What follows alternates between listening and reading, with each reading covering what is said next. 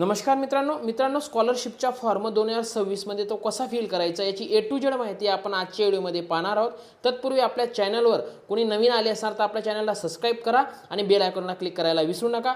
तर चला मित्रांनो आपण संपूर्ण ए टू जेड फॉर्म कसा भरायचा यावर आपण डिटेल पाहूया। तुम्हाला जर महाडीबीटीवर कोणत्याही शिष्यवृत्तीचा फॉर्म भरायचा असेल तर क्रोम ब्राउझरमध्ये महाडीबीटी सर्च करा।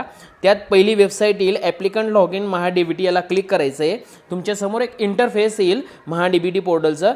जर तुम्ही नवीन रजिस्ट्रेशन करत असणार तर न्यू ॲप्लिकंट रजिस्ट्रेशनला क्लिक करायचं आहे। इथं त्याची पूर्ण डिटेल फिल करून तुमचे रजिस्ट्रेशन करून घ्यायचं आहे। आणि जर तुमचं ऑलरेडी रजिस्टर्ड असेल तर तुम्ही ॲप्लिकंट लॉग इनला क्लिक करायचं आहे आणि या ठिकाणी तुम्हाला तुमचा यूजर आय डी आणि पासवर्ड टाकून तुमचा हा जो कॅप्चर आहे तो फिल करून लॉग इन इयरला क्लिक करायचं आहे। हे करून झाल्यानंतर तुमच्यासमोर एक पोर्टल ओपन होईल।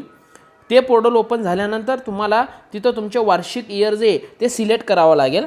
ते ॲकॅडमिक इयर तुम्ही सिलेक्ट करून घ्या। मी 25-26 सिलेक्ट करून घेतो आणि सबमिट या बटनाला क्लिक करायचं आहे। ते करून झाल्यानंतर आता पुढची प्रोसेस तुमच्यासमोर दोन पॉपअप येतील, त्याला क्लिक करून घ्यायचं आहे। इथं मात्र तुम्हाला आता तुमची प्रोफाईल कंप्लीट करून घ्यायची आहे, कारण तुमची प्रोफाईल कंप्लीट नाही।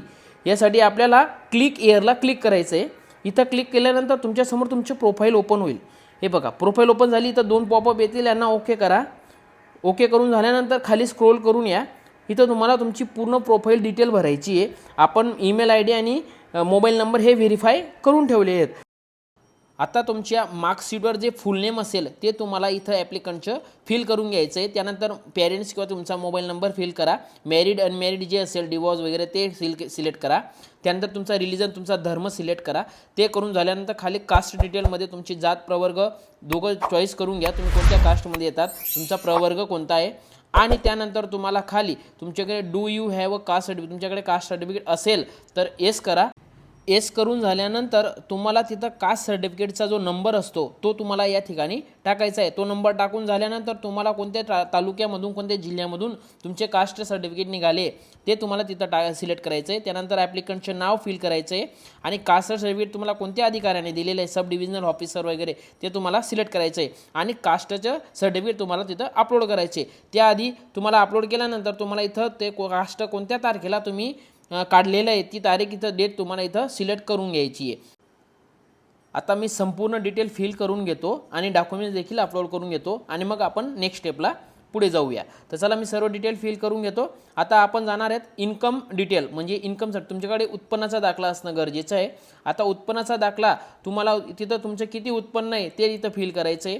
जर तुमच्याकडे उत्पन्न असेल do you have income certificate तर तुम्हाला एस करायचं आहे। एस करून झाल्यानंतर तुम्हाला इथं इन्कम सर्टिफिकेटचा जो नंबर असतो अनुक्रमांक SR नंबर तो फिल करायचा आहे आणि तो फिल करून झाल्यानंतर तुम्हाला ते इन्कम तुम्हाला कोणत्या अधिकाऱ्याने तुम्हाला अथॉरिटी कोणत्या अधिकाऱ्याने दिलेली ते सिलेक्ट करून तुम्हाला इन्कम सर्टिफिकेट सिलेक्ट करून घ्यायचं आहे आणि ती फाईल हे बघा डॉक्युमेंट्स अपलोड करून घ्यायचं आहे। आणि इन्कम सर्टिफिकेट अपडेट झाल्याची किंवा इन्कम सर्टिफिकेटची जी डेट असते इश्यू डेट ती देखील तुम्हाला इथं फिल करून घ्यायची। मी सर्व डिटेल फिल करून घेतो आणि आपण नेक्स्ट स्टेपला वळूया। आता आपल्याला डोमासाईल म्हणजे महाराष्ट्राचे रहिवासी आहेत हे आपल्याला सिलेक्ट करून घ्यायचं आहे। तुमच्याकडे असेल तर एस करा आणि तिथं तुम्हाला लिहून दिलेलं असेल की तुम्ही ते डोमासाईल ते तुमचं स्वतःचं असेल तर सेल्फ करा, वडिलांचं असेल तर ते फिल करा। ते करून झाल्यानंतर तुम्हाला खाली डोमासाईल सर्टिफिकेटचा जो नंबर असतो SR नंबर तो फिल करून झाल्यानंतर तुम्हाला त्याच्या पुढे ॲप्लिकंट नेम जे डोमासाईलवर सेम नाव असेल सेम नाव तुम्हाला इथं फिल करायचं आहे।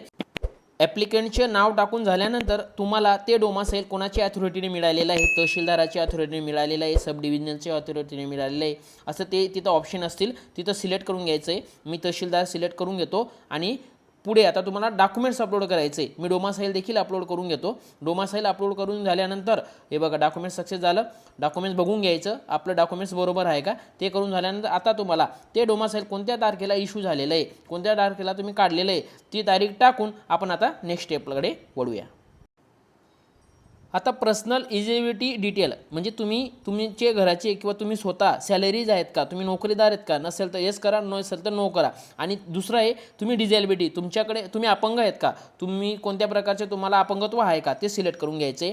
खाली आहे तुम्हाला की तुमचे आधार कार्ड हे जनधन खाते असेल तर येस करा आणि आधार हे लिंक असेल तर येस करा, नसेल तर नो करा आणि डिटेल फिल करा. आता खाली ऑप्शन आहे तुम्हाला बँकेची पूर्ण डिटेल द्यायची आहे. तुम्हाला बँकचा अकाउंट नंबर टाकायचा आहे, IFSC कोड टाकायचा आहे. हे टाकून झाल्यानंतर तुमचं ब्रांच नेम ऑटोमॅटिक होऊन जाईल. हे बघा टाकून झालं. आता सेव्ह या बटनाला क्लिक करायचं आहे.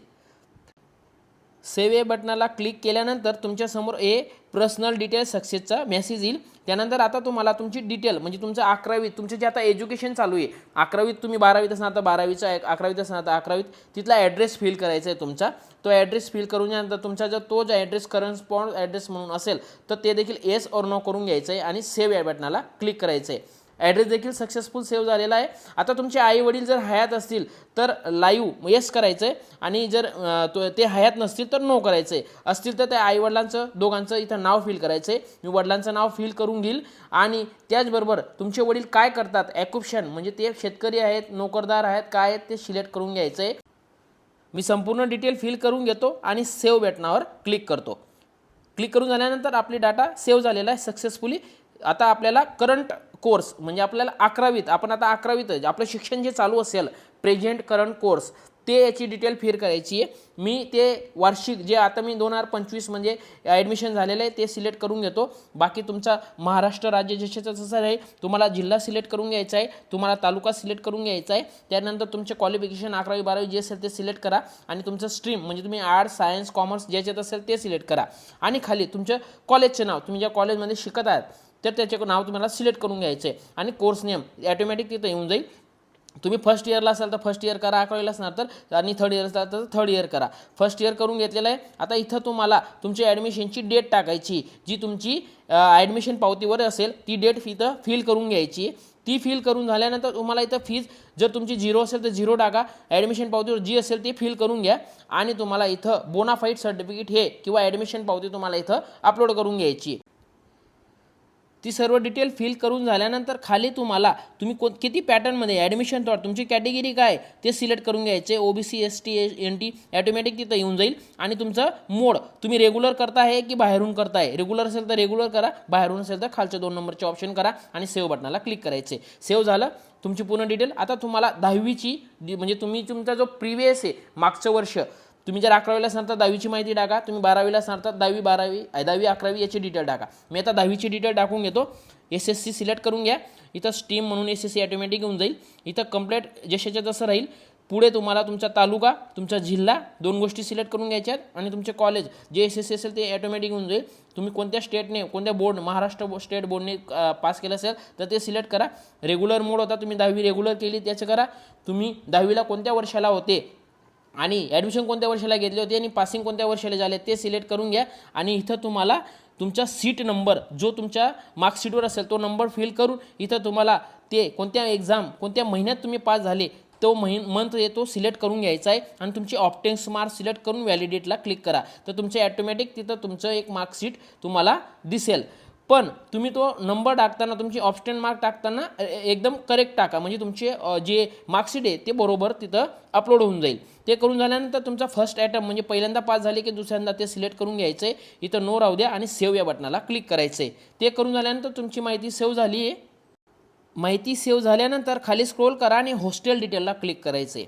आता तुम्ही शिक्षण कुठे घेताय, घरून करताय की हॉस्टेलमधून करताय. जर घरून करत असाल तर डे स्कॉलरला क्लिक करायचं आणि सेव्ह बटनाला क्लिक करायचं आहे. ही डिटेल सेव्ह करून झाल्यानंतर तुमची आता प्रोफाईल कंप्लीट झालेली. आता तुम्हाला तुमचे ज्या शिष्यवृत्तीला तुम्ही ॲप्लिकेशन करणार आहेत ते तुम्हाला सिलेक्ट करायचं आहे. ऑल स्कीममध्ये सिलेक्ट करून घ्यायचं आहे. आता मी SC कॅटेगरीचं करतो आहे म्हणून SC कॅटेगरीला तुम्हाला SC कॅटेगरीसाठी सोशल जस्टिस अँड असिस्टंट डिपार्टमेंटला क्लिक करायचे. त्याच्यानंतर पुढे स्कीम नेम येतील त्याच्यात तुम्हाला government of post matric scholarship या ऑप्शनला क्लिक करायचं आहे. या ऑप्शनला क्लिक करून झाल्यानंतर खाली सर्चला क्लिक करायचं आहे म्हणजे तुमची ती जी शिष्यवृत्तीला तुम्ही ॲप्लिकेशन केलं आहे त्याचे ऑप्शन येईल आणि पुढे टेक ॲक्शनमध्ये तुम्हाला अप्लाय याला क्लिक करायचं आहे. अप्लायला क्लिक केल्यानंतर तुमच्यासमोर 3 ऑप्शन येतील. त्यामध्ये तुम्ही जर रिन्युअल असणार तर तुम्ही यस करा, जर नसणार तर नो करा. तुम्ही जर रेग्युलर नसणार तर तुम्ही नो करा, जर तुम्ही रिन्युअल करत असणार तर यस करा. मी इथं रेग्युलर नाही आहे, मी नवीन भरतोय म्हणून नो करतो. ते करून झाल्यानंतर आपल्याला सेल्फ डिक्लेरेशन इथं अपलोड करायचं आहे आणि त्यानंतर TC आपली LC देखील इथं अपलोड करायची. मी दोघं डॉक्युमेंट्स अपलोड करून घेतो. पूर्ण प्रोसेस नीट पहा. डॉक्युमेंट्स अपलोड केल्यानंतर चेक करा की तुम्ही जे डॉक्युमेंट्स अपलोड केलेले आहेत ते बरोबर आहेत का. हे बघा, मी आता तुम्हाला तुमच्यासमोर तुमची LC आणि तुमचे सेल्फ डिक्लेरेशन असे दोघं हे अपलोड करून दाखवतो आणि नंतर आपण सेव्ह बटनाला क्लिक करूया. हे बघा, मी दोघं डॉक्युमेंट्स जे आहेत सक्सेसफुली अपलोड करून घेतो. ते अपलोड केल्यानंतर आपल्याला सेव्ह बटनाला क्लिक करायचं आहे आणि सेव्ह बटनाला क्लिक केल्यानंतर आपल्यासमोर आपला जो पूर्ण फॉर्म भरलेला राहील तो पूर्ण फॉर्म आपल्यासमोर येणार आहे. तो फॉर्म आल्यानंतर आपण त्याच्यात काही चुका असतील तर ते आपण दुरुस्त करून घेऊ किंवा नसतील तर तो फॉर्म आपण सबमिट करूया. हे बघा, मी चेक करून घेतला पूर्ण फॉर्म ओके आहे म्हणून आपण आता खाली स्क्रोल करू. हे बघा, खाली स्क्रोल केल्यानंतर इथं टिक करायचं आहे आपल्याला सर्व इन्स्ट्रक्शन वाचून आणि खाली सबमिट बटनाला क्लिक करायचं आहे. मी सर्व इन्स्ट्रक्शन रीड केलं आणि सबमिट बटनाला क्लिक करतो. माझी प्रोसेस होतं, हे फॉर्म पूर्ण सबमिट होणार आहे.